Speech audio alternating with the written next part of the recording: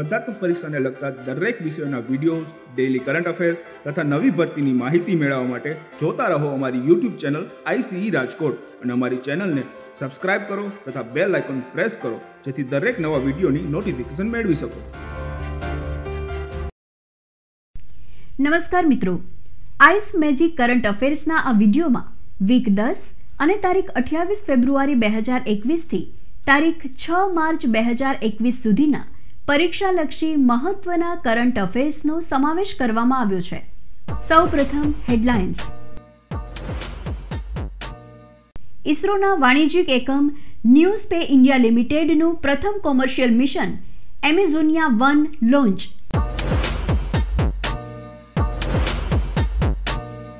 પુડુચેરીમાં રાષ્ટ્રપતિ શાસનને કેન્દ્રીય કેબિનેટની મંજૂરી.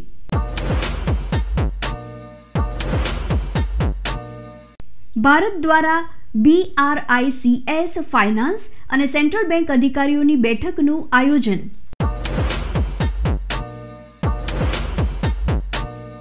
સંયુક્ત આરબ અમીરાતમાં એક્સરસાઇઝ ડેઝર્ટ ફ્લેગ 6નું આયોજન.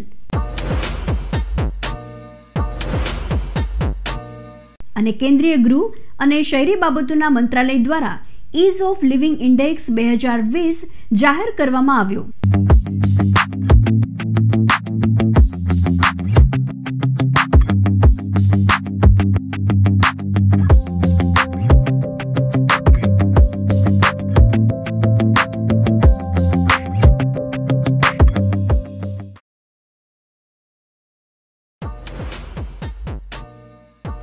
હવે જોઈએ વિગતવાર માહિતી.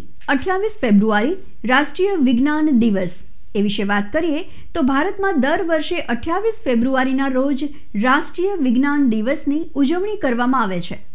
28 ફેબ્રુઆરી 1928ના રોજ ભારતના પ્રસિદ્ધ ભૌતિકશાસ્ત્રી સર ચંદ્રશેખર વેંકટ રામને રામન ઇફેક્ટની શોધ કરી હતી. આથી તેની યાદમાં ભારતમાં દર વર્ષે 28 ફેબ્રુઆરીના રોજ રાષ્ટ્રીય વિજ્ઞાન દિવસની ઉજવણી કરવામાં આવે છે. વર્ષ 2021ની રાષ્ટ્રીય વિજ્ઞાન દિવસની theme future of STI ઇમ્પેક્ટ્સ on education skills and work છે. સર ચંદ્રશેખર વેંકટ રામન વિશે વાત કરીએ તો સર ચંદ્રશેખર વેંકટ રામન એક મહાન ભારતીય ભૌતિક વૈજ્ઞાનિક હતા. તેઓનો જન્મ 7 નવેમ્બર 1888ના રોજ તત્કાલીન મદ્રાસના તિરુચિરાપલ્લી ખાતે થયો હતો. તેઓનું નિધન 21 નવેમ્બર 1970ના રોજ કર્ણાટકના બેંગાલુરુ ખાતે થયું હતું. પ્રકાશનો આણ્વિક ફેલાવો તથા રામન અસર માટે તેમને વર્ષ 1930માં નોબેલ પુરસ્કાર પ્રાપ્ત થયો હતો. તેમના ભત્રીજા શ્રી સુબ્રમણ્યમ ચંદ્રશેખરને પણ ભૌતિકશાસ્ત્રના ક્ષેત્રમાં નોબેલ પુરસ્કાર વર્ષ 1983માં એનાયત કરવામાં આવ્યો હતો. વર્ષ 1954માં તેઓને ભારતનો સર્વોચ્ચ એવોર્ડ ભારત રત્ન આપવામાં આવ્યો હતો. વર્ષ 1957માં તેઓએ લેનિન પીસ પ્રાઇઝ પણ એનાયત થયો હતો.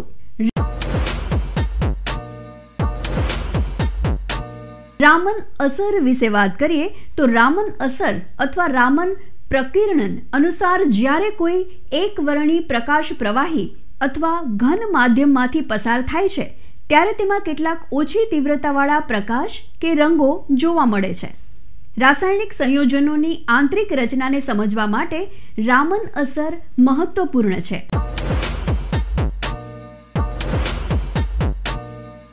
ઇસરોના વાણિજ્યિક એકમ ન્યૂ સ્પેસ ઇન્ડિયા લિમિટેડનું પ્રથમ કોમર્શિયલ મિશન એમેઝોનિયા 1 લોન્ચ. 28 ફેબ્રુઆરી 2021ના રોજ આંધ્રપ્રદેશના શ્રીહરિકોટા ખાતે આવેલા સતીશ ધવન સ્પેસ સેન્ટર પરથી ઇસરોએ એમેઝોનિયા 1 સહિત અન્ય 18 ઉપગ્રહો સફળતાપૂર્વક લોન્ચ કર્યા હતા. જેમાંથી એમેઝોનિયા 1 એ ઇસરોની વાણિજ્યિક સંસ્થા ન્યૂ સ્પેસ ઇન્ડિયા લિમિટેડનું પ્રથમ કોમર્શિયલ મિશન હતું. બ્રાઝિલનો એમેઝોનિયા 1 લોન્ચ કરવા માટે ન્યૂ સ્પેસ ઇન્ડિયા લિમિટેડે બ્રાઝિલ પાસેથી ઓર્ડર લીધો હતો અથવા તો આ માટે બ્રાઝિલ સાથે કોન્ટ્રાક્ટ કર્યો હતો. આ ઉપરાંત એમેઝોનિયા 1 તથા અન્ય 18 ઉપગ્રહોએ ઇસરો દ્વારા વર્ષ 2021માં લોન્ચ કરવામાં આવેલા પ્રથમ ઉપગ્રહો હતા. તાજેતરમાં લોન્ચ થયેલું PSLV C-51 એ PSLVનું 53મું મિશન હતું. લોન્ચ થયેલા તમામ 19 ઉપગ્રહોમાં બ્રાઝિલનો એમેઝોનિયા 1 ઉપગ્રહ એ મુખ્ય ઉપગ્રહ હતો. આ મિશન અંતર્ગત લોન્ચ કરવામાં આવેલા અન્ય સેટેલાઇટોમાં ચેન્નાઈ સ્થિત સ્પેસ કિડ્સ ઇન્ડિયાના સતીશ ધવન સેટનો સમાવેશ પણ કરવામાં આવ્યો છે. એમેઝોનિયા 1 પ્રક્ષેપણના ચોથા તબક્કામાં પ્રક્ષેપણ વાહન PSLV C-51 થી સફળતાપૂર્વક અલગ થયું હતું અને ભ્રમણ કક્ષામાં સ્થાપિત થયું હતું. એમેઝોનિયા 1 વિશે વાત કરીએ તો એમેઝોનિયા 1 એ અર્થ ઓબ્ઝર્વેશન સેટેલાઇટ છે જે બ્રાઝિલના national institute for space research દ્વારા વિકસાવવામાં આવ્યો છે. આ સેટેલાઇટનું વજન 637 કિલોગ્રામ છે. આ સેટેલાઇટનો ઉપયોગ એમેઝોન ક્ષેત્રમાં વનોની કાપની દેખરેખ અને બ્રાઝિલના ક્ષેત્રમાં વિવિધ કૃષિ વિશ્લેષણ માટે કરવામાં આવશે.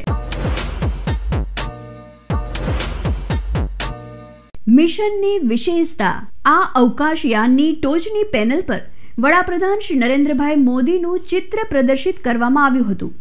તેમજ આ સેટેલાઇટ પર ઇસરોના ચેરપર્સન ડોક્ટર કે શિવન અને scientific secretary doctor R Uma મહેશ્વરનનું નામ પણ અંકિત કરવામાં આવ્યું હતું. તેની સાથે ભગવદ્ ગીતાની ઇલેક્ટ્રોનિક નકલ પણ મોકલવામાં આવી હતી. આ ભગવદ્ ગીતાને એક SD કાર્ડમાં સેવ કરીને મોકલવામાં આવી છે.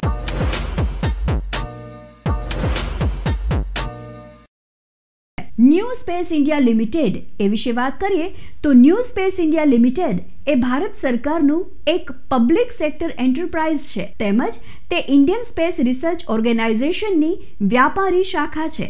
NSIL ભારત સરકારના અવકાશ વિભાગ હેઠળ કાર્ય કરે છે. NSILની સ્થાપના 6 માર્ચ 2019ના રોજ કેન્દ્રીય અંતરિક્ષ વિભાગ અને કંપની અધિનિયમ 2013ના નિયંત્રણ હેઠળ કરવામાં આવી હતી. NSILનું મુખ્ય મથક કર્ણાટકના બેંગાલુરુ ખાતે આવેલું છે. તેનો મુખ્ય ઉદ્દેશ ભારતના અંતરિક્ષ કાર્યક્રમોમાં ઉદ્યોગોની ભાગીદારીને વધારવાનો છે. PSLV વિશે વાત કરીએ તો PSLVનું પૂરું નામ પોલાર સેટેલાઇટ લોન્ચ વ્હીકલ છે. PSLV એ જેમાં પ્રવાહી બળતણનો ઉપયોગ થતો હોય એવા લિક્વિડ સ્ટેજથી સજ્જ ભારતનું પ્રથમ લોન્ચ વ્હીકલ છે. કેમ કે આ અગાઉના ભારતના લોન્ચ વ્હીકલમાં માત્ર ઘન બળતણનો જ ઉપયોગ થતો. PSLV એ 4 તબક્કાનું લોન્ચ વ્હીકલ છે જેમાં તેના પ્રથમ અને ત્રીજા તબક્કામાં ઘન બળતણ તથા બીજા અને ચોથા તબક્કામાં પ્રવાહી બળતણનો ઉપયોગ થાય છે. 15 ઓક્ટોબર 1994ના રોજ PSLV D2 નામના લોન્ચ વ્હીકલ દ્વારા IRS-P2 નામનો ઉપગ્રહ લોન્ચ કરવામાં આવ્યો હતો જે PSLVનું પ્રથમ સફળ મિશન હતું. પુડુચેરીમાં રાષ્ટ્રપતિ શાસનને કેન્દ્રીય કેબિનેટની મંજૂરી. એ વિશે વાત કરીએ તો તાજેતરમાં કેન્દ્ર શાસિત પ્રદેશ પુડુચેરીમાં રહેલી શ્રી V. નારાયણ સ્વામીના નેતૃત્વવાળી સરકારને વિશ્વાસ મત પરીક્ષણ દરમિયાન પૂરતી બહુમતી મળી ન હતી. ત્યારબાદ પુડુચેરીના ઉપરાજ્યપાલ સુગ્નશ્રી તમિલિસાઈ સુંદરરાજન દ્વારા રાષ્ટ્રપતિ શાસનની ભલામણ કરવામાં આવી હતી જેને કેન્દ્રીય કેબિનેટ દ્વારા મંજૂરી આપવામાં આવી હતી. રાષ્ટ્રપતિશ્રીએ એ વાતને સંમતિ આપી હતી કે કેન્દ્ર શાસિત પ્રદેશ પુડુચેરીમાં government of union territories act 1963 અંતર્ગત શાસન ચલાવવું મુશ્કેલ છે.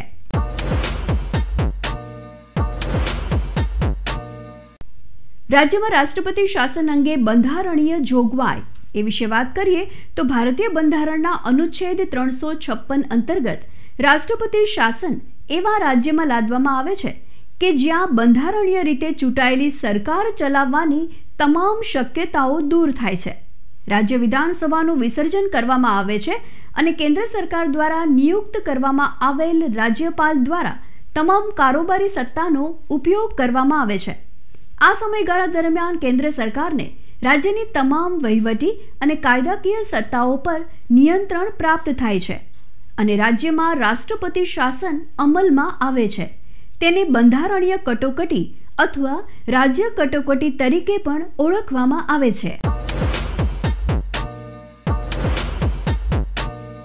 રાષ્ટ્રપતિ શાસન લાગુ કેમ કરવામાં આવે છે એ વિશે વાત કરીએ તો જ્યારે કોઈ રાજ્યની વિધાનસભા મુખ્યમંત્રીની પસંદગી કરવામાં અસમર્થ હોય છે, જ્યારે રાજ્યમાં ચાલતી ગઠબંધનની સરકાર પડી ભાંગી હોય, જ્યારે રાજ્યમાં વિધાનસભાની ચૂંટણીઓ કેટલાક અનિવાર્ય કારણોસર યોજી શકાય એમ ન હોય, જ્યારે કોઈ રાજ્ય બંધારણમાં નિર્ધારિત નિયમોનું સ્પષ્ટ ઉલ્લંઘન કરે।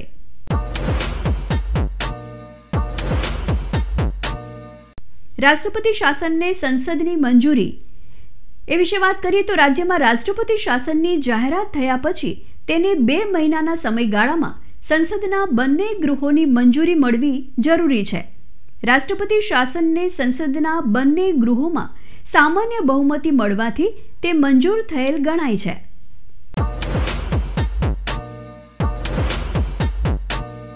રાષ્ટ્રપતિ શાસન કે બંધારણીય કટોકટી કે રાજ્ય કટોકટીનો સમયગાળો એ વિશે વાત કરીએ તો રાષ્ટ્રપતિ શાસનને સંસદના બંને ગૃહો દ્વારા મંજૂરી મળી જાય તો તેનો અમલ 6 મહિના સુધી ચાલુ રહે છે। રાષ્ટ્રપતિ શાસનને વધુમાં વધુ 3 વર્ષ સુધી લંબાવી શકાય છે। આ સમયગાળા દરમિયાન દર 6 મહિને સંસદની મંજૂરી લેવી જરૂરી બને છે। વર્ષ 1978ના 44મા બંધારણીય સુધારા દ્વારા રાષ્ટ્રપતિ શાસનને 1 વર્ષથી વધુ લંબાવવા અંગેની જોગવાઈ કરવામાં આવી છે, જેમાં આ શરતોનો સમાવેશ કરવામાં આવ્યો છે। સમગ્ર દેશમાં અથવા સમગ્ર રાજ્યમાં કે રાજ્યના કોઈ ભાગમાં રાષ્ટ્રીય કટોકટી અમલમાં હોવી જોઈએ। અમુક અનિવાર્ય કારણોસર સંબંધિત રાજ્યની વિધાનસભાની સામાન્ય ચૂંટણીઓનું આયોજન થઈ શકે તેમ નથી એવું કેન્દ્રીય ચૂંટણી પંચ દ્વારા પ્રમાણિત કરવામાં આવ્યું હોય તેવા સંજોગોમાં પણ રાષ્ટ્રપતિ શાસન 1 વર્ષથી વધુ લંબાવી શકાય છે। રાષ્ટ્રપતિ શાસનનો અંત એ વિશે વાત કરીએ તો કોઈપણ રાજ્યમાં રાષ્ટ્રપતિ શાસનનો અમલ રાષ્ટ્રપતિ ગમે ત્યારે અન્ય ઘોષણા દ્વારા સમાપ્ત કરી શકે છે। રાષ્ટ્રપતિની આ ઘોષણાને સંસદની મંજૂરીની જરૂરિયાત હોતી નથી।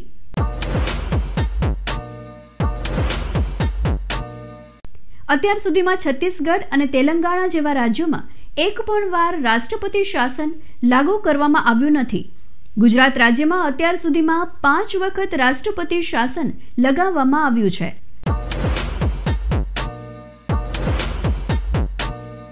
વિશ્વ નાગરિક સંરક્ષણ દિવસ એ વિશે વાત કરીએ તો સમગ્ર વિશ્વમાં દર વર્ષે 1 માર્ચના રોજ વિશ્વ નાગરિક સંરક્ષણ દિવસની ઉજવણી કરવામાં આવે છે।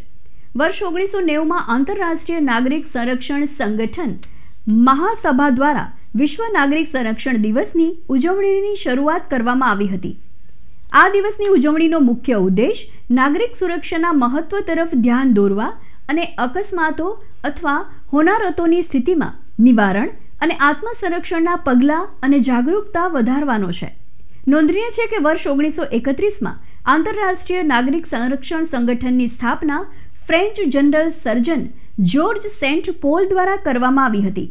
વિશ્વ નાગરિક સંરક્ષણ દિવસ 2021ની theme civil defence and a first aider in every home છે।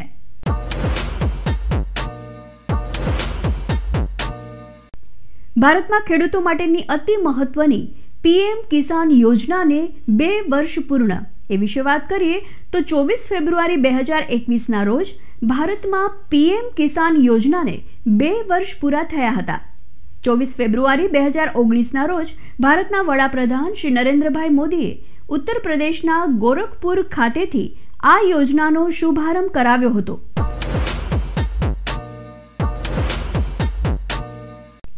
પીએમ કિસાન યોજના એ વિશે વાત કરીએ તો પીએમ કિસાન યોજનાનું પૂરું નામ પ્રધાનમંત્રી કિસાન સન્માન નિધિ યોજના છે। ભારતમાં વર્ષ 2022 સુધીમાં ખેડૂતોની આવક ડબલ કરવાનું કેન્દ્ર સરકારનું લક્ષ્ય છે। આથી આ લક્ષ્યની પ્રાપ્તિ માટે ખેડૂતોને સહાય આપવાના ઉદ્દેશથી આ યોજના શરૂ કરવામાં આવી હતી।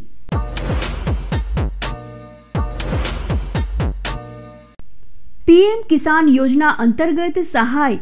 આ યોજના અંતર્ગત કેન્દ્ર સરકાર ખેડૂતોને દર વર્ષે 6,000 રૂપિયાની નાણાકીય સહાય આપે છે. આ સહાય દર 4 મહિને રૂપિયા 2,000ના 3 હપ્તામાં સીધે જ ખેડૂતોના બેંક અથવા તો પોસ્ટ ખાતામાં જ જમા થાય છે.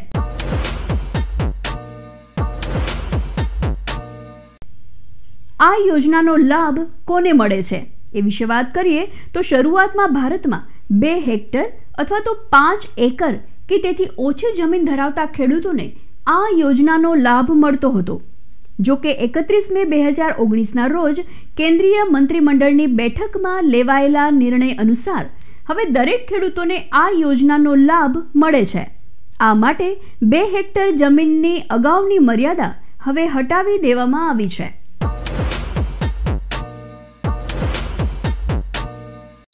આ યોજના માટેનું વેબ પોર્ટલ એ વિશે વાત કરીએ તો આ યોજના માટે એક વિશેષ વેબ પોર્ટલ www.pmkisan.gov.in લોન્ચ કરવામાં આવ્યું હતું.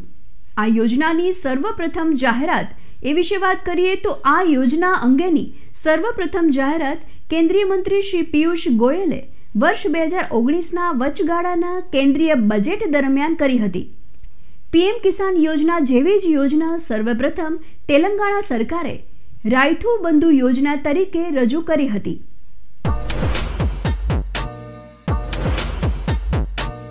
રાયથુ બંધુ યોજના વિશે વાત કરીએ તો રાયથુ બંધુ યોજનાને ફાર્મર્સ ઇન્વેસ્ટમેન્ટ સપોર્ટ સ્કીમ તરીકે પણ ઓળખવામાં આવે છે. આ યોજના અંતર્ગત ખેડૂતોને દર વર્ષે 2 પાક માટે રોકડ સહાયતા આપવામાં આવે છે. આ યોજના હેઠળ તેલંગાણા સરકાર રાજ્યના 58.33 લાખ ખેડૂતોને એક વર્ષમાં 2 વાર એકર દીઠ રૂપિયા 5,000ની સહાય પૂરી પાડે છે.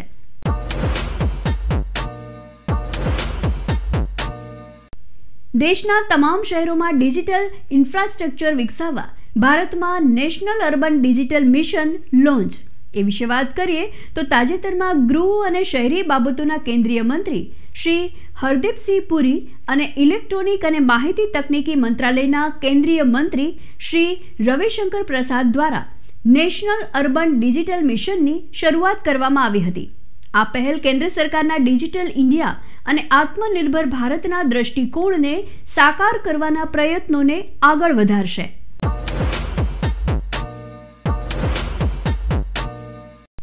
નેશનલ અર્બન ડિજિટલ મિશન વિશે વાત કરીએ તો દેશના તમામ શહેરોમાં ડિજિટલ ઇન્ફ્રાસ્ટ્રક્ચર વિકસાવવા માટે નેશનલ અર્બન ડિજિટલ મિશનની શરૂઆત કરવામાં આવી હતી. આ અંતર્ગત મુખ્ય 3 સ્તંભો પીપલ, પ્રોસેસ અને પ્લેટફોર્મ પર કાર્ય કરીને ડિજિટલ શહેરી ભારતનું નિર્માણ કરવામાં મદદ મળશે.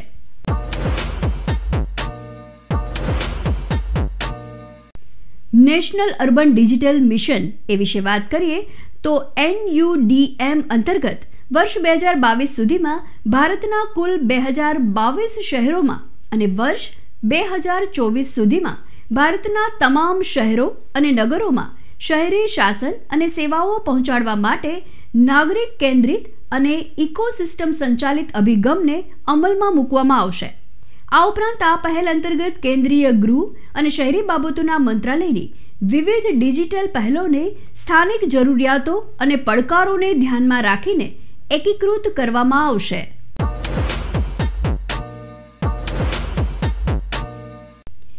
NUDM ઉપરાંત અન્ય પહેલો એ વિશે વાત કરીએ તો NUDMના લોન્ચિંગની સાથે સાથે ગૃહ અને શહેરી બાબતોના મંત્રાલય દ્વારા India urban data exchange, smart code, smart cities 2.0 website અને જીઓસ્પાશિયલ મેનેજમેન્ટ ઇન્ફોર્મેશન સિસ્ટમ જેવી અન્ય પહેલોની પણ શરૂઆત કરવામાં આવી હતી.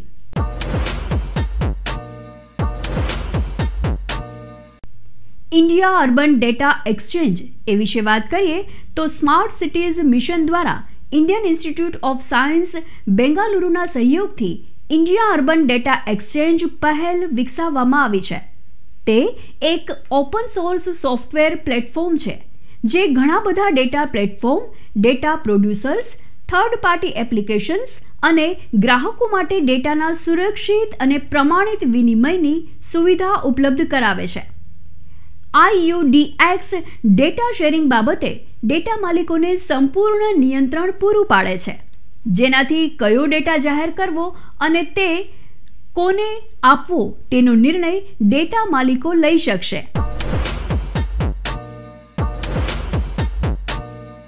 સ્માર્ટ કોડ પ્લેટફોર્મ એ વિશે વાત કરીએ તો સ્માર્ટ કોડ એ એક પ્લેટફોર્મ છે જે ઇકોસિસ્ટમના તમામ હિતધારકોને શહેરી શાસન માટે વિવિધ ઉકેલો પૂરા પાડે છે.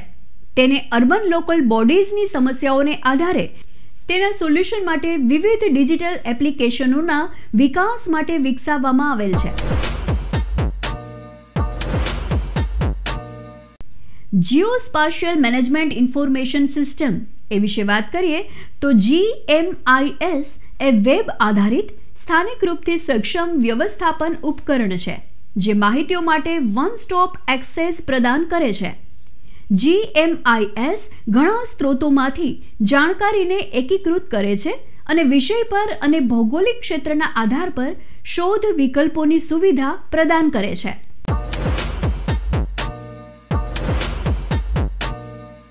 અમેરિકન ટેલિવિઝન અને ફિલ્મ ક્ષેત્રનો પ્રતિષ્ઠિત 78મો ગોલ્ડન ગ્લોબ એવોર્ડ એનાયત એ વિશે વાત કરીએ તો 28 ફેબ્રુઆરી 2021ના રોજ અમેરિકાના કેલિફોર્નિયા રાજ્યના બેવરલી હિલ્સ શહેરની બેવરલી હિલ્ટન હોટેલ ખાતેથી અને ન્યૂયોર્કના રેઇનબો રૂમ ખાતેથી 78મા ગોલ્ડન ગ્લોબ એવોર્ડ સમારંભનું આયોજન થયું હતું, જેમાં વર્ષ 2020ના અમેરિકાના ફિલ્મ અને ટેલિવિઝન ક્ષેત્રને સન્માનિત કરવા માટે વિવિધ કેટેગરીમાં આ એવોર્ડ એનાયત કરવામાં આવ્યો હતો. આ પ્રથમ બાયોકોસ્ટલ સેરેમની હતી, એટલે કે ગોલ્ડન ગ્લોબ એવોર્ડ એનાયત કરવા માટેના સમારોહનું એક સાથે 2 શહેરોના દરિયાકાંઠે આયોજન થયું હોય એવી આ પ્રથમ ઘટના હતી.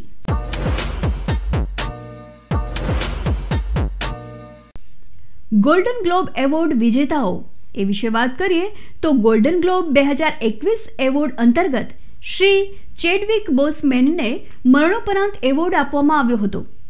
ગોલ્ડન ગ્લોબ 2021 વિજેતા યાદીમાં ધ ક્રાઉન ટીવી સિરીઝ ટોપ પર રહી હતી, જે સૌથી વધુ 6 કેટેગરીઝમાં નોમિનેટ થઈ હતી.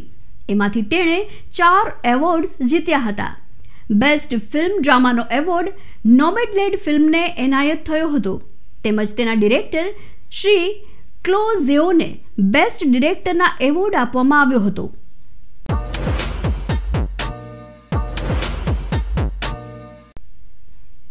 ગોલ્ડન ગ્લોબ એવોર્ડ શું છે એ વિશે વાત કરીએ તો ગોલ્ડન ગ્લોબ એવોર્ડ એ અમેરિકન ફિલ્મ તથા ટેલિવિઝન ક્ષેત્રનો અમેરિકાનો પ્રતિષ્ઠિત એવોર્ડ છે.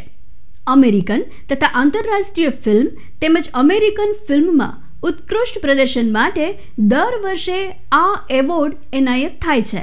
આ એવોર્ડનો પ્રારંભ 1944થી થયો હતો.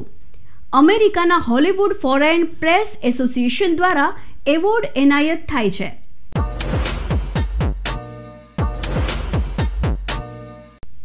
ભારત દ્વારા બ્રિક્સ ફાઇનાન્સ અને સેન્ટ્રલ બેંક અધિકારીઓની બેઠકનું આયોજન એ વિશે વાત કરીએ તો તાજેતરમાં ભારત દ્વારા ફાઇનાન્સ અને સેન્ટ્રલ બેંકના પદાધિકારીઓની બેઠકનું આયોજન કરવામાં આવ્યું હતું. આ બેઠકની અધ્યક્ષતા આર્થિક બાબતોના સચિવ શ્રી તરુણ બજાજ અને reserve bank of India deputy governor Shri Michael Patra દ્વારા કરવામાં આવી હતી. આ બેઠકમાં ભારત સહિત બ્રાઝિલ, રશિયા, ચીન અને દક્ષિણ આફ્રિકાના બ્રિક્સના પદાધિકારીઓ અને બ્રિક્સ દેશોના નાણાં મંત્રાલયના પ્રતિનિધિઓ ઉપસ્થિત રહ્યા હતા. ભારતની અધ્યક્ષતામાં મળેલી આ બેઠકમાં બ્રિક્સ 2021 વિષયો, પ્રાથમિકતાઓ અને કેલેન્ડર વિશે ચર્ચા કરવામાં આવી હતી. આ અગાઉ કેન્દ્રીય વિદેશ પ્રધાન શ્રી એસ જયશંકરે નવી દિલ્હીના સુષ્મા સ્વરાજ ભવન ખાતેથી ભારતની બ્રિક્સ 2021 વેબસાઇટ લોન્ચ કરી હતી.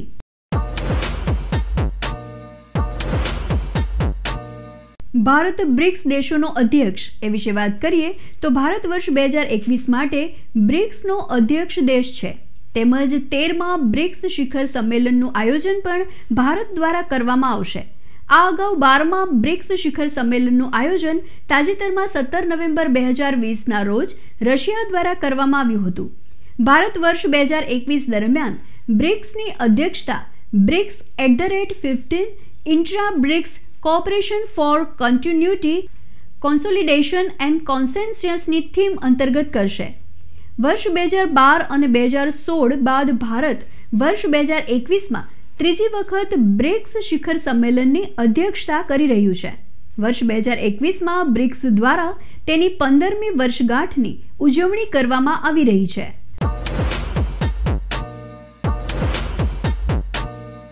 બ્રિક્સ વિશે વાત કરીએ તો બ્રિક્સ એ વિશ્વના 5 મોટા વિકાસશીલ દેશોનો એક સમૂહ છે. બ્રિક્સ દેશોમાં Brazil B, Russia R, India I, ચીન C અને સાઉથ આફ્રિકા Sનો સમાવેશ થાય છે. જેમાંથી 4 બ્રિક દેશો બ્રાઝિલ, રશિયા, ભારત અને ચીન દ્વારા વર્ષ 2006માં આ સમૂહની સ્થાપના કરવામાં આવી હતી. જેમાં વર્ષ 2010માં સાઉથ આફ્રિકા પાછળથી સામેલ થયું હતું. આથી તે હવે બ્રિક્સ તરીકે ઓળખાય છે. બ્રિક્સ દેશોમાં વિશ્વની આશરે 41% વસ્તીનો સમાવેશ થાય છે અને વિશ્વના કુલ GDPમાં બ્રિક્સ દેશોનો ફાળો આશરે 23% જેટલો છે. બ્રિક્સ દેશો દ્વારા જુલાઈ 2014માં NDB એટલે કે ન્યૂ ડેવલપમેન્ટ બેંક નામની એક બેંકની રચના કરવામાં આવી હતી. આ બેંકનું વડું મથક ચીનના શાંઘાઈમાં આવેલું છે.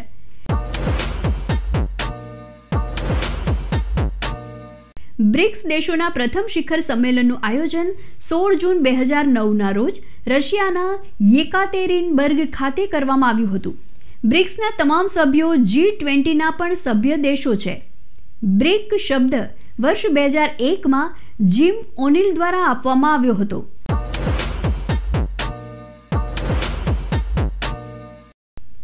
કોમન સર્વિસ સેન્ટરને દાખિલ પોર્ટલ સાથે જોડવામાં આવશે. એ વિશે વાત કરીએ તો ગ્રાહક બાબતોના મંત્રાલયે ફાઇલિંગ માટે ગ્રાહકોને સુવિધા આપવા માટે કોમન સર્વિસ સેન્ટરને દાખિલ પોર્ટલ સાથે જોડવાનો નિર્ણય કર્યો છે.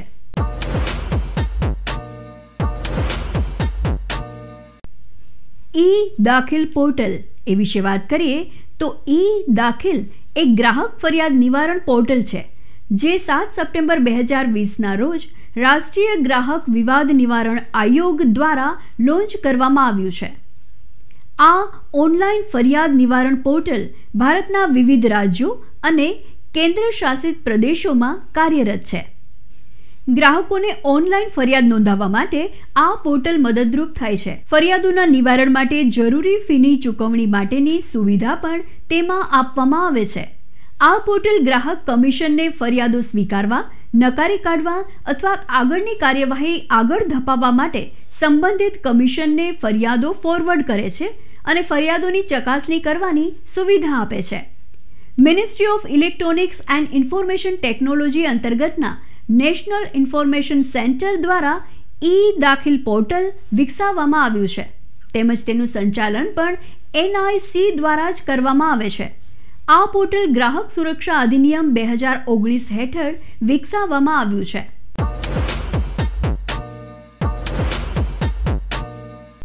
National consumer disputes redressal commission એ વિશે વાત કરીએ તો ગ્રાહકોની ફરિયાદોને ઝડપી ઉકેલવા માટે NCDRCની સ્થાપના કરવામાં આવી હતી. NCDRC એ એક અર્ધ ન્યાયિક કમિશન છે જેની સ્થાપના વર્ષ 1988માં કન્ઝ્યુમર પ્રોટેક્શન એક્ટ 1986 અંતર્ગત કરવામાં આવી હતી. આ આયોગની અધ્યક્ષતા ભારતના સર્વોચ્ચ ન્યાયાલયના સિટિંગ અથવા રિટાયર્ડ જજ દ્વારા કરવામાં આવે છે. કન્ઝ્યુમર પ્રોટેક્શન એક્ટ 1986ની કલમ 21 અંતર્ગત NCDRCના અધિકાર ક્ષેત્રની જોગવાઈ કરવામાં આવી છે.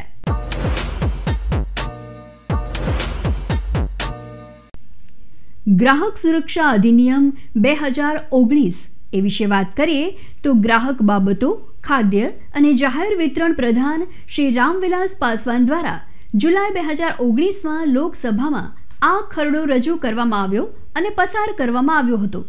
ઓગસ્ટ 2019માં તેને રાજ્યસભામાં પસાર કરવામાં આવ્યો હતો.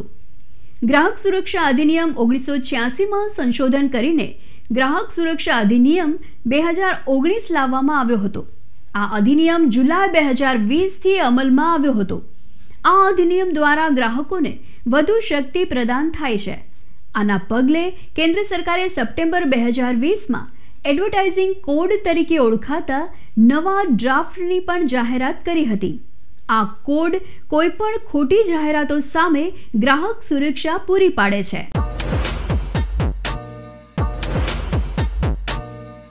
વિશ્વ વન્ય જીવ દિવસ એ વિશે વાત કરીએ તો પૃથ્વી પરની વન્ય પ્રાણી સૃષ્ટિ અને વનસ્પતિ સૃષ્ટિ અંગે જાગૃતિ ફેલાવવા 3 માર્ચના રોજ વિશ્વ વન્ય જીવ દિવસની ઉજવણી કરવામાં આવે છે. આ દિવસની ઉજવણી માટે થાઇલેન્ડ દ્વારા સંયુક્ત રાષ્ટ્રમાં પ્રસ્તાવ રજૂ કરવામાં આવ્યો હતો. સંયુક્ત રાષ્ટ્રની સામાન્ય સભાના 68મા સત્રમાં 20 ડિસેમ્બર 2013ના રોજ આ દિવસની ઉજવણી માટેનો પ્રસ્તાવ પસાર કરવામાં આવ્યો હતો. ત્યારબાદ દર વર્ષે 3 માર્ચના રોજ વિશ્વ વન્યજીવ દિવસની ઉજવણી કરવામાં આવે છે. વિશ્વ વન્યજીવ દિવસ 2021ની theme forest and livelihoods sustaining people and planet છે.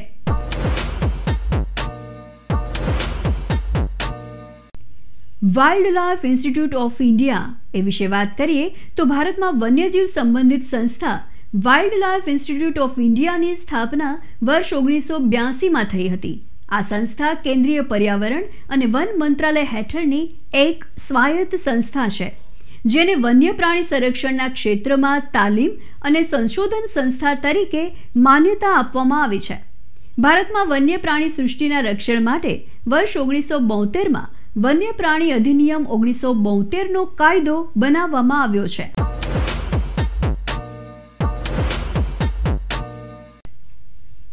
એપ્રિલથી ગ્રાહકોને સરળ સુરક્ષા વીમા પોલિસી આપવા IRDAIનો આદેશ એ વિશે વાત કરીએ તો ભારતની તમામ જનરલ અને હેલ્થ ઇન્સ્યોરન્સ કંપનીઓને IRDAI દ્વારા 1 એપ્રિલ 2021થી ગ્રાહકોને સ્ટાન્ડર્ડ પર્સનલ એક્સિડન્ટ પોલિસી આપવાનો આદેશ આપવામાં આવ્યો છે. આ સ્ટાન્ડર્ડ એક્સિડન્ટ પોલિસીને સરળ સુરક્ષા વીમા પોલિસી અથવા તો સરળ સુરક્ષા બીમા પોલિસી નામ આપવામાં આવ્યું છે. જુદી જુદી ભ્રામક પોલિસીઓ વડે વીમા કંપનીઓ દ્વારા ગ્રાહકોની થતી છેતરપિંડી રોકવા માટે IRDAIએ આ નિર્ણય કર્યો છે. આ અંતર્ગત IRDAIએ વીમા કંપનીઓને સ્ટાન્ડર્ડ પર્સનલ એક્સિડન્ટ પોલિસી એટલે કે એક સમાન વીમા પોલિસી લોન્ચ કરવાનો આદેશ આપ્યો છે. તમામ વીમા કંપનીઓ આ પોલિસી લોન્ચ કરી શકશે, પરંતુ આ પોલિસીની ભાષા અને શરતો એક સમાન હશે.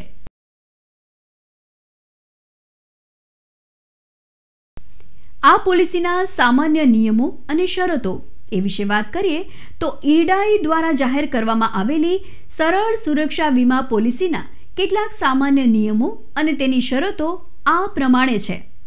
18 થી 70 વર્ષ સુધીના ગ્રાહકો આ પોલિસીનો લાભ લઈ શકશે.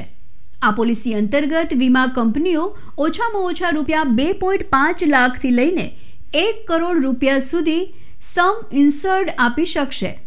જો કે આ રેન્જની ઉપર વીમા કંપનીઓ જાતે ઇન્શ્યોર્ડ રકમ માટે ઓફર કરી શકે છે. આ પોલિસી અંતર્ગત પોલિસી ધારકનું દુર્ઘટનામાં મૃત્યુ થવાના કિસ્સામાં પરિવાર વીમાની સંપૂર્ણ રકમ માટે ક્લેમ કરી શકે છે. આ માટેની શરત માત્ર એટલી જ છે કે પોલિસી ધારકનું મૃત્યુ દુર્ઘટનાની તારીખથી 12 મહિનાની અંદર થયું હોવું જોઈએ. સંપૂર્ણ રીતે વિકલાંગતાના કિસ્સામાં ઈજાની ગંભીરતાને ધ્યાનમાં રાખીને વીમા કંપનીઓ બેનિફિટની ચૂકવણી કરશે. આ ઉપરાંત દુર્ઘટનાને કારણે હોસ્પિટલમાં દાખલ થવાની જરૂર પડે તો તેની સારવારના ખર્ચ માટે પણ ક્લેમ કરી શકાશે. તેમાં મૂળ સમ ઇન્શ્યોર્ડના 10% સુધી મળશે. સરળ સુરક્ષા વીમામાં પોલિસી ધારકને ઈજા થવાથી કામ ન કરવાના કારણે થયેલા આવકના નુકસાનની પણ ભરપાઈ કરવામાં આવશે. આ માટે સમ ઇન્શ્યોર્ડ પ્રતિ સપ્તાહ 0.2% હશે. જ્યાં સુધી પોલિસી ધારક કામ પર પાછા ન આવે ત્યાં સુધી આ પેમેન્ટ ચાલુ રહેશે. નોંધ: હોસ્પિટલાઇઝેશન કે પછી કોઈ અન્ય ખર્ચ માટે કોઈ 1 વર્ષમાં વીમા કંપની વીમા ધારકને વધુમાં વધુ કેટલી રકમ આપશે તે પહેલેથી જ નક્કી હોય છે. 1 વર્ષ માટેની આ વધુમાં વધુ રકમ સમ ઇન્શ્યોર્ડ તરીકે ઓળખાય છે.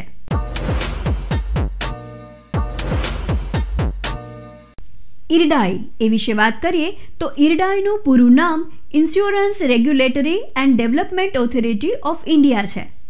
Insurance regulatory and development authority of India એ ભારતમાં વીમા નિયમન અને પ્રોત્સાહન સાથે કામ કરતી એક સ્વાયત્ત અને વૈધાનિક સંસ્થા છે.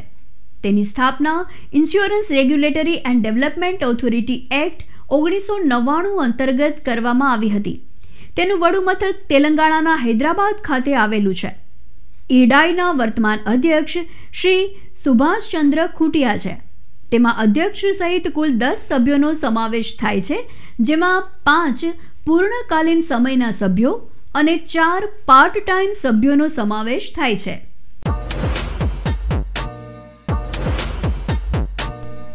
G20 દેશોના નાણાં મંત્રીઓ અને સેન્ટ્રલ બેન્કોના ગવર્નરોની પ્રથમ બેઠક યોજાય એ વિશે વાત કરીએ તો તાજેતરમાં G20 દેશોના નાણાં મંત્રીઓ અને સેન્ટ્રલ બેન્કોના ગવર્નરોની પ્રથમ બેઠકનું આયોજન કરવામાં આવ્યું હતું. ઇટલીની અધ્યક્ષતામાં આ બેઠક ઓનલાઈન યોજાઈ હતી. આ બેઠકમાં ભારતના કેન્દ્રીય નાણામંત્રી સુજ્ઞશ્રી નિર્મલા સીતારામને ભાગ લીધો હતો. આ બેઠક દરમિયાન સુજ્ઞશ્રી નિર્મલા સીતારામને ભારત દ્વારા શરૂ કરવામાં આવેલા વિશ્વના સૌથી મોટા રસીકરણ અભિયાન અંગે પણ વાત કરી હતી. તેઓએ આ બેઠક દરમિયાન નાણાકીય ક્ષેત્રના પ્રશ્નો, વૈશ્વિક આર્થિક દૃષ્ટિકોણ, નાણાકીય સમાવેશ અને ટકાઉ ફાઇનાન્સ જેવા મુદ્દાઓ પર પણ ચર્ચાઓ કરી હતી. તેમજ G20 દેશોના નાણાં પ્રધાનો અને સેન્ટ્રલ બેન્કના ગવર્નરોએ વૈશ્વિક વિકાસ અને નાણાકીય સ્થિરતા પર આબોહવા વિશે પણ ચર્ચાઓ કરી હતી.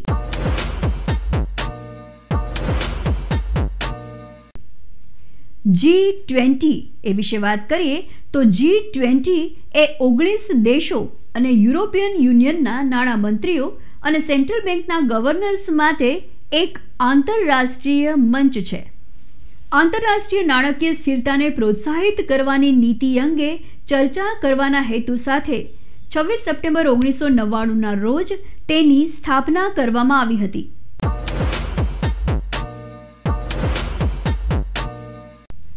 G20ના સભ્યોમાં કયા દેશનો સમાવેશ થાય છે એ વિશે વાત કરીએ તો G20ના સભ્ય દેશો આ મુજબ છે: આર્જેન્ટિના, ચીન, Bharat, Australia, European Union, Indonesia, Brazil, France, Italy, Canada, Germany, Japan, Mexico, Turkey, Russia, Britain, Saudi Arabia, America, દક્ષિણ આફ્રિકા અને સાઉથ કોરિયા.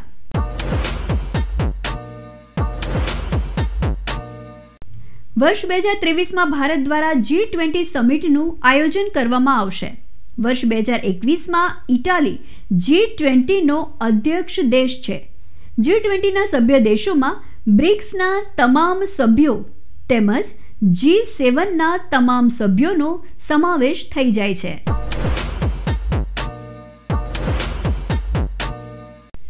રાષ્ટ્રીય સુરક્ષા દિવસ એ વિશે વાત કરીએ તો રાષ્ટ્રીય સુરક્ષા દિવસની સ્થાપના 4 માર્ચના રોજ થઈ હોવાના કારણે સમગ્ર ભારતમાં 4 માર્ચના રોજ રાષ્ટ્રીય સુરક્ષા દિવસ ઉજવવામાં આવે છે. આ દિવસની ઉજવણીનો હેતુ દેશના લોકોની શાંતિ અને સલામતી જાળવવામાં પોતાના જીવનનું બલિદાન આપનારા પોલીસ કર્મચારીઓ, para military forces commando, guards તથા આર્મી ઓફિસર્સનો આભાર વ્યક્ત કરવાનો છે.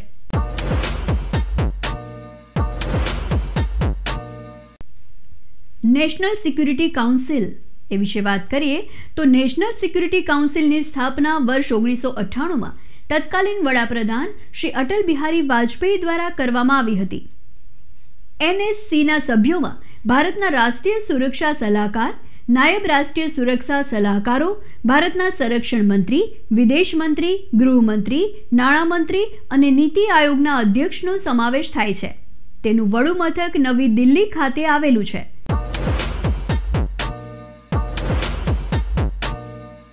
વર્તમાનમાં દેશના રાષ્ટ્રીય સુરક્ષા સલાહકાર શ્રી અજીત દોવલ છે.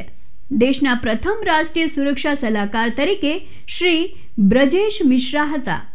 રાષ્ટ્રીય સુરક્ષા સલાહકાર એ દેશની સલામતી બાબતે દેશના વડાપ્રધાનને સલાહ આપવાનું કાર્ય કરે છે.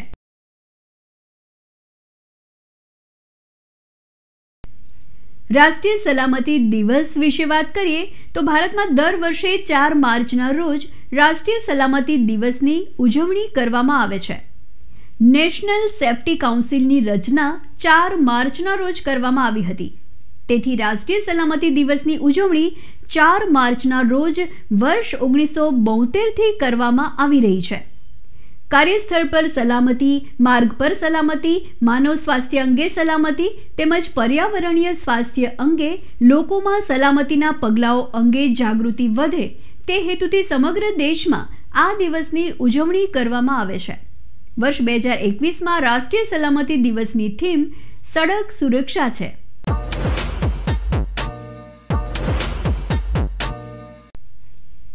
રાષ્ટ્રીય સલામતી સપ્તાહ એ વિશે વાત કરીએ તો માર્ગ પરની સલામતી અંગે જાગૃતિ લાવવા માટે રાષ્ટ્રીય સલામતી સપ્તાહની ઉજવણી 4 માર્ચથી 10 માર્ચ 2021 દરમિયાન કરવામાં આવી રહી છે.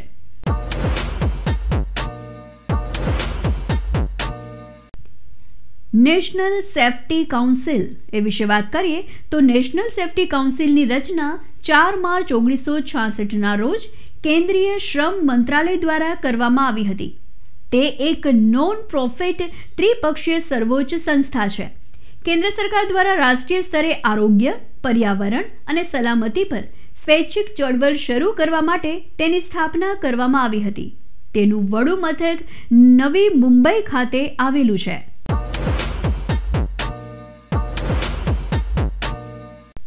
સંયુક્ત આરબ અમીરાતમાં એક્સરસાઇઝ ડેઝર્ટ ફ્લેગ 6નું આયોજન એ વિશે વાત કરીએ તો સંયુક્ત આરબ અમીરાતમાં તાજેતરમાં 3 માર્ચ 2021ના રોજ ભારત, અમેરિકા અને ફ્રાન્સ સહિત 7 દેશોની air force multinational warfare exercise desert flag 6 શરૂ થઈ હતી.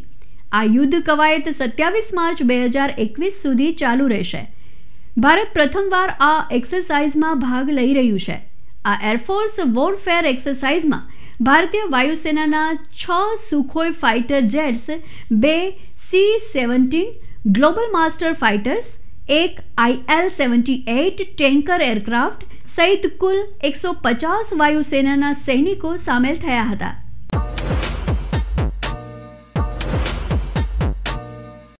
એક્સરસાઇઝ ડેઝર્ટ ફ્લેગ 6 એ વિશે વાત કરીએ તો UAEના અલ દાફરા એરબેઝ ખાતે એક્સરસાઇઝ ડેઝર્ટ ફ્લેગ 6નું આયોજન કરવામાં આવ્યું છે. આ યુદ્ધ કવાયતમાં ભારતીય વાયુસેના અને UAE વાયુસેના સિવાય અમેરિકા, ફ્રાન્સ, દક્ષિણ કોરિયા, સાઉદી અરબ અને બહેરીનની વાયુસેના ભાગ લઈ રહી છે. આ કવાયતથી 7 દેશો વચ્ચેના સંરક્ષણ સંબંધો મજબૂત થશે તેમજ આ દેશોને એકબીજાના ઓપરેશનલ સિસ્ટમને સમજવામાં મદદ મળશે.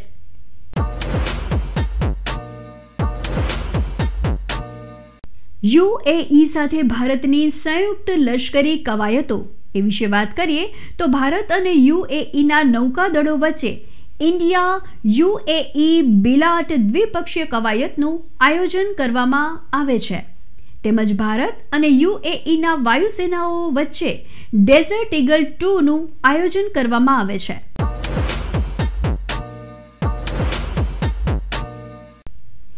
શ્રી નરેન્દ્રસિંહ તોમર દ્વારા ઉત્તર પ્રદેશના નોઈડાહટ ખાતે સરસ આજીવિકા મેળા 2021નું ઉદ્ઘાટન એ વિશે વાત કરીએ તો તાજેતરમાં કેન્દ્રીય કૃષિ અને ખેડૂત કલ્યાણ પ્રધાન શ્રી નરેન્દ્રસિંહ તોમર દ્વારા ઉત્તર પ્રદેશના નોઈડાહટ ખાતે સરસ આજીવિકા મેળો 2021નું ઉદ્ઘાટન કરવામાં આવ્યું હતું.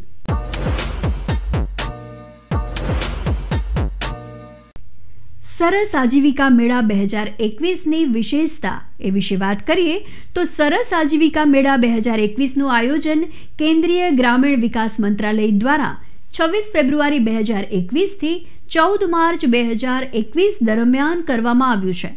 આ કાર્યક્રમમાં 27 રાજ્યોના 300થી વધુ સ્વ-સહાય જૂથો અને કારીગરો ભાગ લઈ રહ્યા છે.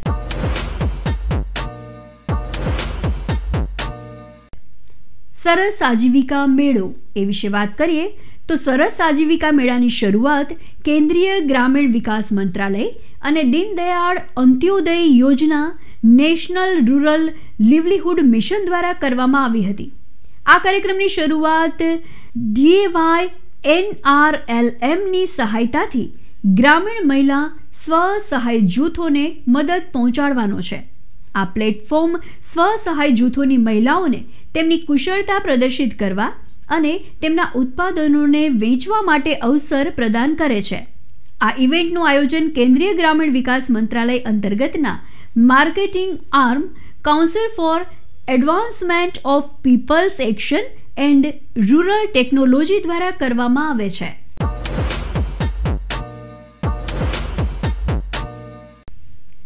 કેન્દ્રીય ગૃહ અને શહેરી બાબતોના મંત્રાલય દ્વારા ઇઝ ઓફ લિવિંગ ઇન્ડેક્સ 2020 જાહેર કરવામાં આવ્યો. એ વિશે વાત કરીએ તો 4 માર્ચ 2021ના રોજ કેન્દ્રીય ગૃહ અને શહેરી બાબતોના મંત્રાલય દ્વારા ઇઝ ઓફ લિવિંગ ઇન્ડેક્સ 2020 જાહેર કરવામાં આવ્યો હતો. કેન્દ્રીય ગૃહ અને શહેરી બાબતોના રાજ્યમંત્રી શ્રી હરદીપસિંહ પુરીએ આ જાહેરાત કરી હતી.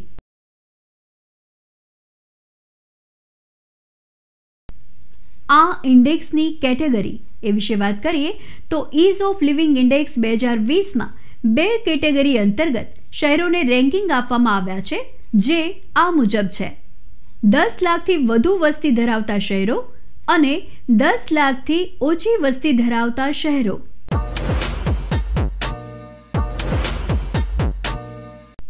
આ ઇન્ડેક્સમાં ભારતના શહેરોનો રેન્ક એ વિશે વાત કરીએ તો 10 લાખથી વધુ વસ્તી ધરાવતા શહેરોની કેટેગરીમાં કર્ણાટકના બેંગાલુરુને પ્રથમ સ્થાન આપવામાં આવ્યું છે, જ્યારે મહારાષ્ટ્રનું પુણે બીજા સ્થાને રહ્યું છે અને ગુજરાતનું અમદાવાદ આ યાદીમાં ત્રીજા સ્થાને રહ્યું છે. 10 લાખથી વધુ વસ્તી ધરાવતા શહેરોની કેટેગરીમાં ગુજરાતના 3 શહેરો અમદાવાદ, વડોદરા અને સુરતનો સમાવેશ થાય છે. 10 લાખથી ઓછી વસ્તી ધરાવતા શહેરોમાં જીવન જીવવા માટે સિમલાને સૌથી શ્રેષ્ઠ શહેર જાહેર કરવામાં આવ્યું છે. આ યાદીમાં બીજા ક્રમાંકે ઓડિશાનું ભુવનેશ્વર અને ત્રીજા સ્થાને કેન્દ્ર શાસિત પ્રદેશ સેલવાસનો સમાવેશ થયો છે. ઇઝ ઓફ લિવિંગ ઇન્ડેક્સ અંતર્ગત વર્ષ 2020માં લગભગ 111 શહેરોની આકારણી કરવામાં આવી હતી.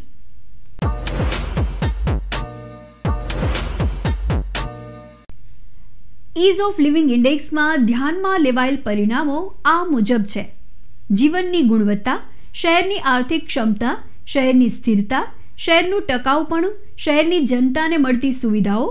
કેન્દ્રીય ગૃહ અને શહેરી બાબતોના રાજ્યમંત્રી શ્રી હરદીપસિંહ પુરીએ એક ઓનલાઈન ઇવેન્ટમાં વર્ષ 2020 માટે ઇઝ ઓફ લિવિંગ ઇન્ડેક્સ અને મ્યુનિસિપલ પરફોર્મન્સ ઇન્ડેક્સની ફાઇનલ રેન્કિંગની જાહેરાત કરી હતી. ઇઝ ઓફ લિવિંગ ઇન્ડેક્સની જેમ જ મ્યુનિસિપલ પરફોર્મન્સ ઇન્ડેક્સ 2020માં પણ 10 લાખથી વધુ અને 10 લાખથી ઓછી વસ્તી ધરાવતા શહેરોને રેન્કિંગ આપવામાં આવ્યા છે. MPI 2020 અંતર્ગત 10 લાખથી વધુ વસ્તી ધરાવતા શહેરોની કેટેગરીમાં મધ્યપ્રદેશના ઇન્દોરને પ્રથમ, ગુજરાતના સુરતને દ્વિતીય અને મધ્યપ્રદેશના ભોપાલને ત્રીજું સ્થાન આપવામાં આવ્યું છે. જ્યારે MPI 2020 અંતર્ગત 10 લાખથી ઓછી વસ્તી ધરાવતા શહેરોમાં નવી દિલ્હી મ્યુનિસિપલ કોર્પોરેશનને પ્રથમ, આંધ્રપ્રદેશના તિરુપતિને દ્વિતીય અને ગુજરાતના ગાંધીનગરને ત્રીજું સ્થાન આપવામાં આવ્યું છે.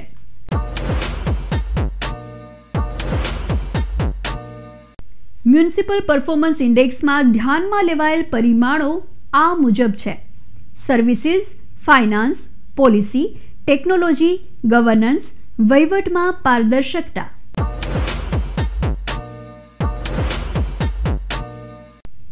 કેન્દ્રીય સામાજિક ન્યાય અને સશક્તિકરણ મંત્રાલય દ્વારા સુગમ્ય ભારત એપ લોન્ચ એ વિશે વાત કરીએ તો 2 માર્ચ 2021ના રોજ કેન્દ્રીય સામાજિક ન્યાય અને સશક્તિકરણ પ્રધાન શ્રી થાવરચંદ ગેહલોત દ્વારા વર્ચ્યુઅલ મોડમાં સુગમ્ય ભારત એપ લોન્ચ કરવામાં આવી હતી. આ પ્રસંગે કેન્દ્રીય પ્રધાન દ્વારા એક્સેસ ધ ફોટો ડાયજેસ્ટ નામની એક હેન્ડબુક પણ લોન્ચ કરવામાં આવી હતી. સુગમ્ય ભારત એપ્લિકેશન અને આ હેન્ડબુક કેન્દ્રીય સામાજિક ન્યાય અને સશક્તિકરણ મંત્રાલય અંતર્ગત વિકલાંગ વ્યક્તિઓના સશક્તિકરણ વિભાગ દ્વારા વિકસાવવામાં આવી હતી.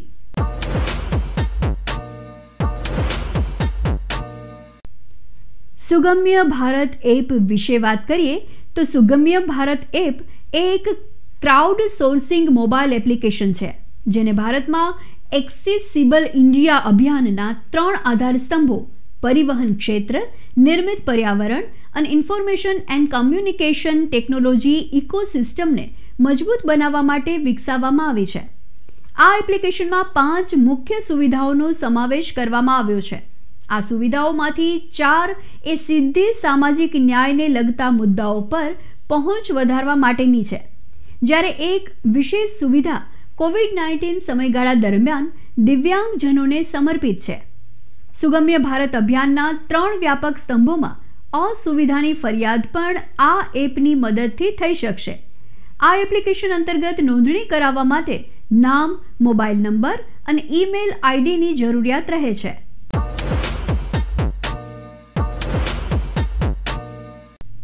સુગમ્ય ભારત અભિયાન એ વિશે વાત કરીએ તો ભારતના વડાપ્રધાન શ્રી નરેન્દ્રભાઈ મોદી દ્વારા 3 ડિસેમ્બર 2015ના રોજ આંતરરાષ્ટ્રીય વિકલાંગ વ્યક્તિઓના દિવસ પર સુગમ્ય ભારત અભિયાનનો પ્રારંભ કરવામાં આવ્યો હતો.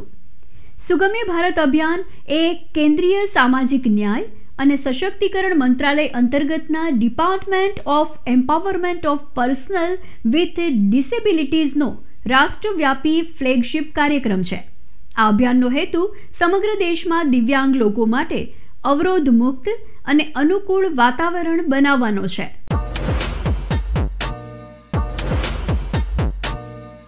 વર્ષ 2020-21 માટે ઈપીએફ પર 8.5% વ્યાજદર ચૂકવવાની જાહેરાત એ વિશે વાત કરીએ તો ભારતમાં કેન્દ્રીય શ્રમ મંત્રાલય દ્વારા કરવામાં આવેલી જાહેરાત અનુસાર ભારતમાં નાણાકીય વર્ષ 2020-21 માટે એમ્પ્લોઈઝ પ્રોવિડન્ટ ફંડમાં જમા રકમ પર 8.5% વ્યાજ આપવામાં આવશે. આ અગાઉ વર્ષ 2019-20 માટે ઈપીએફ પરનો વ્યાજ દર પણ 8.5% હતો. આમ વર્ષ 2019-20ની તુલનાએ વર્ષ 2020-21માં ઈપીએફના વ્યાજદરમાં કોઈ જ ફેરફાર કરવામાં આવ્યો નથી. સરકારના આ નિર્ણયથી ભારતમાં સંગઠિત ક્ષેત્રના આશરે 6 કરોડ જેટલા કર્મચારીઓને અસર થશે. ભારતમાં ઈપીએફ અંગેની કામગીરી ઈપીએફઓ દ્વારા કરવામાં આવે છે.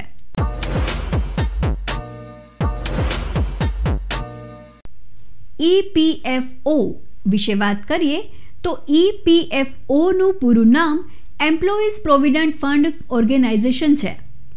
ઈપીએફઓ એ સંગઠિત ક્ષેત્ર સાથે જોડાયેલા કર્મચારીઓ માટે પ્રોવિડન્ટ ફંડ, પેન્શન અને વીમા યોજનાઓના સંચાલનમાં કેન્દ્ર સરકારને સહાય કરતી એક સંસ્થા છે.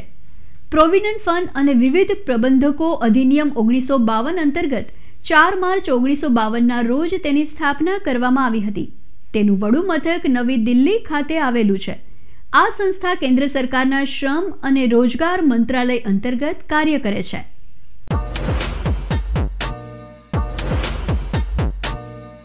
કોરોના મહામારીના કારણે ભવનાથનો મહાશિવરાત્રિનો મેળો સામાન્ય જનતા માટે રદ એ વિશે વાત કરીએ તો વર્ષ 2021માં કોરોના મહામારીના કારણે જૂનાગઢના ભવનાથનો મહાશિવરાત્રિનો મેળો સામાન્ય જનતા માટે રદ કરવામાં આવ્યો હતો. ગુજરાતના જૂનાગઢ ખાતે મહાશિવરાત્રિના પર્વ નિમિત્તે દર વર્ષે 5 દિવસનો આ મેળો યોજાય છે. આ મેળાને વર્ષ 2019થી ગુજરાત સરકાર દ્વારા મિની કુંભનો દરજ્જો આપવામાં આવ્યો છે. આ મેળામાં શિવરાત્રિના દિવસે નીકળતી દિગંબર સાધુઓની રવેડી સૌના આકર્ષણનું કેન્દ્ર રહે છે.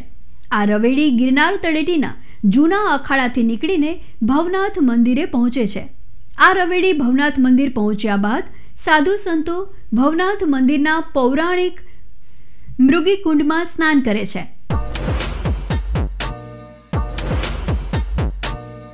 ભારતમાં મહાવદ તેરસની રાત્રિ મહાશિવરાત્રિ તરીકે ઉજવાય છે. ગુજરાતનો જૂનાગઢનો મહાશિવરાત્રિનો મેળો ભક્તિના મેળા તરીકે પ્રસિદ્ધ છે.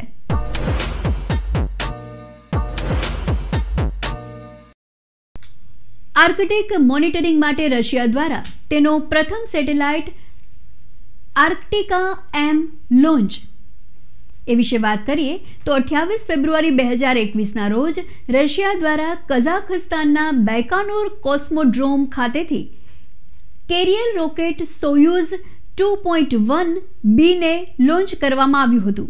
આ રોકેટની મદદથી રશિયાના પ્રથમ આર્કટિક એમ સેટેલાઇટને લોન્ચ કરવામાં આવ્યો હતો. આર્કટિકની આબોહવા અને વાતાવરણ પર નજર રાખવા માટે રશિયા દ્વારા આ સેટેલાઇટ લોન્ચ કરવામાં આવ્યો છે. આ ઉપગ્રહ રશિયાના ઉત્તરના ભાગો અને આર્કટિક મહાસાગરના સમુદ્રોનું નિરીક્ષણ પણ કરશે.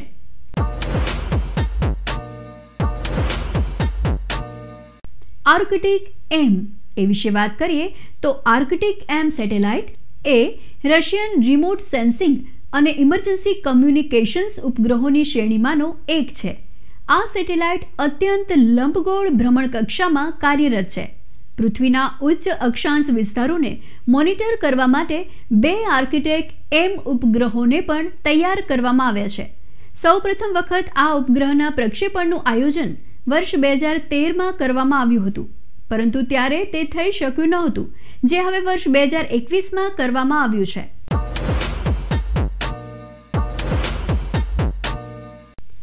આર્કટિક ક્ષેત્ર વિશે વાત કરીએ તો તે પૃથ્વીના સૌથી ઉત્તરી ભાગનું ધ્રુવીય ક્ષેત્ર છે. આર્કટિક મહાસાગર Alaska, Canada, Finland, Greenland, Iceland, Norway, Russia અને સ્વીડન વગેરે આર્કટિક ક્ષેત્રમાં આવેલા છે.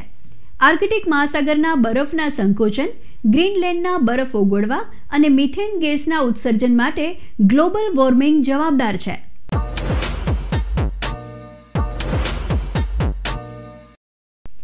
ગ્લોબલ બાયો ઇન્ડિયાની બીજી આવૃત્તિનું ઉદ્ઘાટન ડોક્ટર હર્ષવર્ધન દ્વારા કરવામાં આવ્યું. એ વિશે વાત કરીએ તો 1 માર્ચ 2021ના રોજ કેન્દ્રીય આરોગ્ય અને કુટુંબ કલ્યાણ મંત્રી ડોક્ટર હર્ષવર્ધન દ્વારા ગ્લોબલ બાયો ઇન્ડિયાની બીજી આવૃત્તિનું ઉદ્ઘાટન કરવામાં આવ્યું હતું. કયા મંત્રાલય અંતર્ગત આયોજન થયું એ વિશે વાત કરીએ તો ગ્લોબલ બાયો ઇન્ડિયા 2021નું આયોજન કેન્દ્રીય વિજ્ઞાન અને ટેકનોલોજી મંત્રાલય હેઠળના બાયોટેકનોલોજી વિભાગ દ્વારા કરવામાં આવ્યું છે.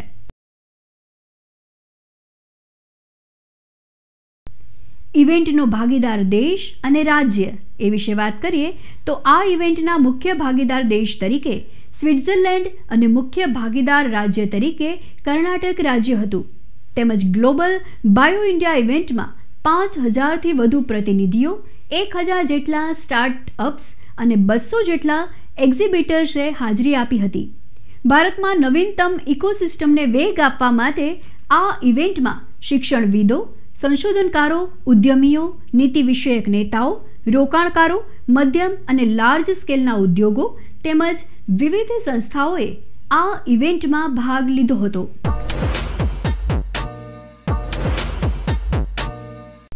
ઇવેન્ટનો હેતુ એ વિશે વાત કરીએ તો વૈશ્વિક સ્તરે ભારતને ઉભરતા ઇનોવેશન હબની સાથે સાથે બાયો મેન્યુફેક્ચરિંગ હબ તરીકે ઓળખ મળે તે હેતુથી ગ્લોબલ બાયો ઇન્ડિયા ઇવેન્ટનું આયોજન કરવામાં આવ્યું હતું. આ ઇવેન્ટ અંતર્ગત આત્મનિર્ભર ભારત પહેલ અને મેક ઇન ઇન્ડિયા પહેલને વેગ મળશે.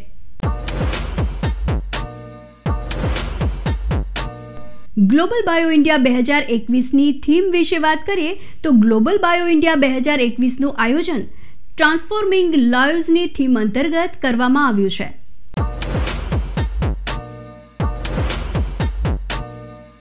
ગ્લોબલ બાયો ઇન્ડિયા 2021ની ટેગલાઇન એ વિશે વાત કરીએ તો આ ઇવેન્ટનું આયોજન બાયો સાયન્સીસ ટુ બાયો ઇકોનોમીની ટેગલાઇન અંતર્ગત કરવામાં આવ્યું છે. હવે જોઈએ આ વીકના વન લાઇનર ફેક્ટ્સ. અમદાવાદના સાબરમતી રિવરફ્રન્ટ ખાતે સરસ મેળાનું આયોજન એ વિશે વાત કરીએ તો ગ્રામીણ મહિલા સ્વસહાય જૂથોને આત્મનિર્ભર બનાવવાના ઉદ્દેશ સાથે અમદાવાદના સાબરમતી વલ્લભ સદન ખાતે સરસ મેળાનું ઉદ્ઘાટન ગ્રામ વિકાસ મંત્રી શ્રી R.C. ફળદુના હસ્તે કરવામાં આવ્યું હતું. આ મેળાનું આયોજન 5 માર્ચથી 14 માર્ચ 2021 દરમિયાન કરવામાં આવ્યું છે.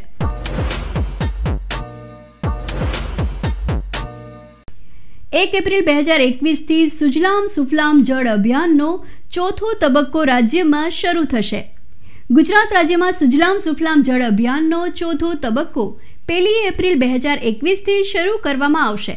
રાજ્ય સરકારે આ માટે જળ સંપત્તિ વિભાગને 1 એપ્રિલથી 31 મે 2021 દરમિયાન આ રાજ્યવ્યાપી અભિયાન હાથ ધરવા મંજૂરી આપી છે. આ જળ અભિયાન હેઠળ જળ સંગ્રહના કામોમાં તળાવો ઊંડા કરવા, ચેક ડેમના રિપેરિંગ, તળાવોના પાળા અને વેસ્ટ વિયરનું મજબૂતીકરણ, નહેરોની સાફ સફાઈ, મરામત, જાળવણી કરવા જેવા વિવિધ કામો હાથ ધરવામાં આવશે. શ્રી તરુણ બજાજને રેવન્યુ ડિપાર્ટમેન્ટના સેક્રેટરીનો વધારાનો હવાલો સોંપવામાં આવ્યો. એ વિશે વાત કરીએ તો કેન્દ્ર સરકારના સિનિયર અધિકારી શ્રી તરુણ બજાજને સરકાર દ્વારા રેવન્યુ ડિપાર્ટમેન્ટના સેક્રેટરી તરીકે વધારાનો હવાલો સોંપવામાં આવ્યો છે. તેઓએ તાજેતરમાં નિવૃત્ત થઈ રહેલા ડોક્ટર અજય ભૂષણ પાંડેનું સ્થાન લીધું છે.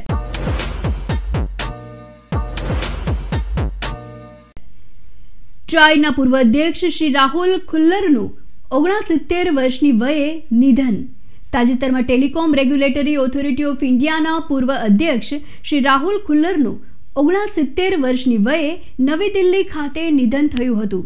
શ્રી રાહુલ ખુલ્લર 1975ની બેચના IAS અધિકારી હતા. ટ્રાયના અધ્યક્ષ તરીકે તેઓની નિમણૂક મે 2012માં કરવામાં આવી હતી. તેઓએ 3 વર્ષ સુધી ટ્રાયના અધ્યક્ષ તરીકે સેવા આપી હતી.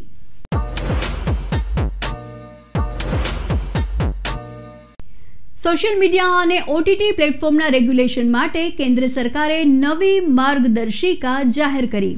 એ વિશે વાત કરીએ તો કેન્દ્ર સરકારે તાજેતરમાં સોશિયલ મીડિયા અને OTT પ્લેટફોર્મના રેગ્યુલેશન માટે નવી માર્ગદર્શિકા જાહેર કરી છે, જેને ઇન્ફોર્મેશન ટેકનોલોજી રૂલ્સ 2021 તરીકે ઓળખવામાં આવે છે. આ નિયમો કેન્દ્રીય પ્રધાન શ્રી રવિશંકર પ્રસાદ અને શ્રી પ્રકાશ જાવડેકર દ્વારા જાહેરમાં મૂકવામાં આવ્યા હતા. આ નવા નિયમો અંતર્ગત કેન્દ્ર સરકાર ગ્રાહકોની ફરિયાદ અને તેના સમયસર નિવારણ માટેની મિકેનિઝમ સ્થાપવા માંગે છે. સોશિયલ મીડિયા પરની નવી માર્ગદર્શિકા ઇન્ફોર્મેશન ટેકનોલોજી એક્ટ 2000ની કલમ 87(2) અનુસાર ઘડવામાં આવી છે. આ માર્ગદર્શિકાનો ભાગ 2 કેન્દ્રીય ઇલેક્ટ્રોનિક્સ અને ઇન્ફોર્મેશન એન્ડ ટેકનોલોજી મંત્રાલય દ્વારા સંચાલિત કરવામાં આવશે, જ્યારે ભાગ 3 કેન્દ્રીય માહિતી અને પ્રસારણ મંત્રાલય દ્વારા સંચાલિત કરવામાં આવશે. કેન્દ્રીય ગૃહ અને શહેરી બાબતોના મંત્રાલય દ્વારા city innovation exchange platform launch કરવામાં આવ્યું. તાજેતરમાં કેન્દ્રીય ગૃહ અને શહેરી બાબતોના મંત્રાલયના સચિવ શ્રી દુર્ગાશંકર મિશ્રા દ્વારા city innovation exchange platform launch કરવામાં આવ્યું છે. આ પ્લેટફોર્મ શહેરોમાં નવીનતાને પ્રોત્સાહન આપવા માટે કેન્દ્રિત છે.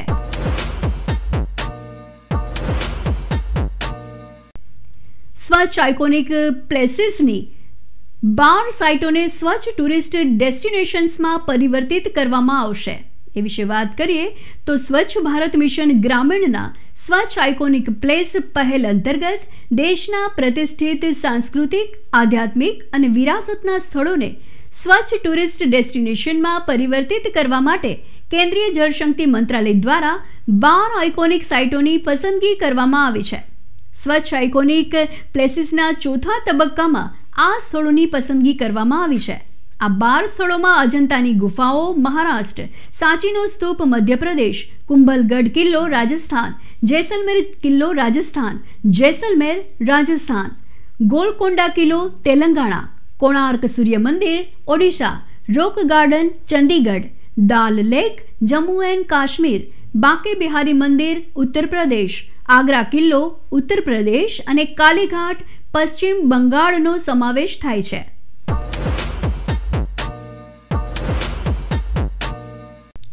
Overseas citizens of India card ધારકોએ ભારતમાં ધર્મ પ્રસાર સહિતની કામગીરી માટે ખાસ મંજૂરી લેવી પડશે.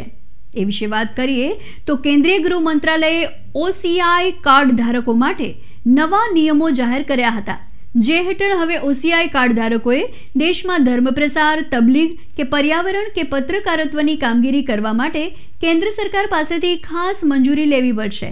એ સિવાય તેમણે દેશમાં સંરક્ષિત કે નિયંત્રિત કે પ્રતિબંધિત હોય તેવી કોઈ જગ્યાની મુલાકાત લેવા માટે ખાસ પરવાનગી મેળવવાની રહેશે.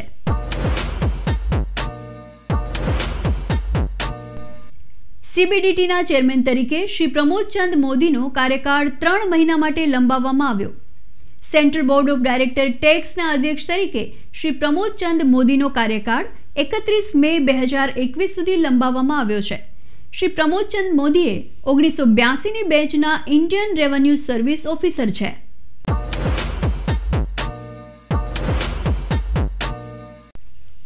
વર્ષ 2025માં વિશ્વની પ્રથમ સ્પેસ હોટલનું બાંધકામ શરૂ કરવામાં આવશે. એ વિશે વાત કરીએ તો ઓર્બિટલ એસેમ્બલી કોર્પોરેશન દ્વારા વિશ્વની પહેલી સ્પેસ હોટલ વર્ષ 2025માં બાંધવાની શરૂઆત કરવામાં આવશે. પૃથ્વીના લોઅર ઓર્બિટમાં આ હોટેલનું નિર્માણ કરવામાં આવશે. સ્પિનિંગ વ્હીલ આકારની આ હોટેલ રોબોટ દ્વારા સતત ગોળ ફરતી રહેશે. તેમાં રેસ્ટોરાં, બાર, હેલ્થ, સ્પા, સિનેમા અને 400 લોકો રહી શકે તેવી રૂમોની પણ વ્યવસ્થા કરવામાં આવશે.